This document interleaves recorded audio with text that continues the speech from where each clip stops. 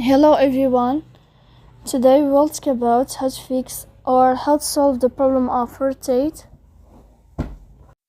You should just go to settings. In this page you can click on apps, default apps, app settings. On above you can search about Slack and you will enter.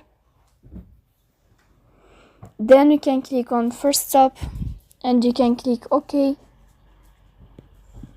After that you will enter to the window of storage.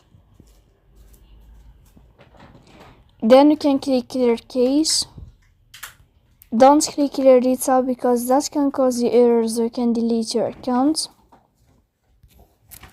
In the end you can turn off your phone and you can turn on your phone again. So please don't forget to support us by like and subscribe. See you next time in another video.